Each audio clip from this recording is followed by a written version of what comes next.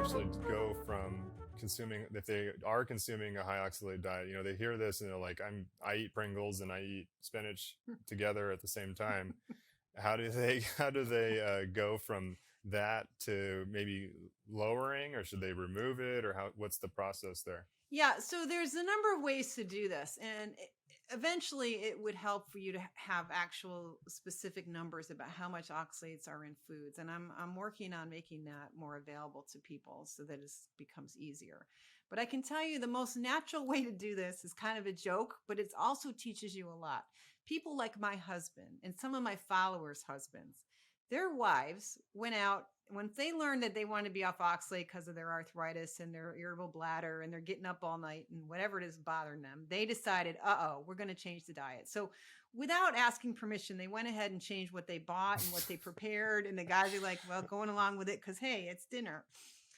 And then on their own, the guys are still buying their little treat, whatever that is, like the chocolate bar or getting their French fries when they go out for lunch or getting their black bean burrito. Those are all great ways to keep some oxalate around. Is keep a little black beans on your burrito, eat some of those fries at Five Guys, keep your little secret oxalate habits spared from your wife. And what you're doing there is a kind of a clever thing because you're bringing your overall intake down from what could have easily been well over 1,000 milligrams of oxalate or a whole gram of oxalate a day. Some people are in almost to 3,000, which is dangerously high. What's a normal daily amount, safe amount? Yeah, so we don't actually know because we have such bad Okay. research on this, but all the researchers tell themselves that we're eating 150 milligrams a day of oxalate. So that Okay. would be in terms of spinach or chocolate.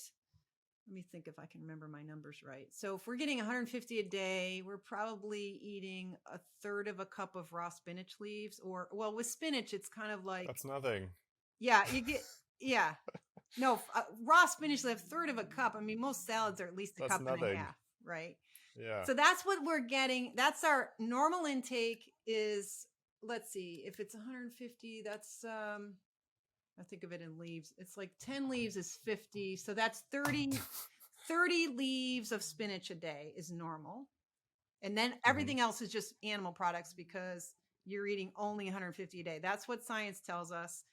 Maybe a window between 100 and 250. I would say if you're under 250, you're probably not creating a huge oxalate problem if you've been that way for a long time. But most of us are probably eating, if I had to really guess on people who were trying to eat well or else who were just eating too much potatoes and peanuts, I would guess that most people are closer to 900 milligrams a day. That would Okay. be common. But unfortunately, anyone who's doing keto diet is probably closer to 2,500, something outrageously Oh wow. high. If you're using almonds Just because and nuts almonds. in the spinach. Okay. Yeah. And once you've added spinach seriously to your daily diet, you're definitely in the over 1,000 kind of thing. So Okay. if you cut it all the way down to 250 a day or 100 a day, somewhere in that narrow range, that is taking a lot of stress down.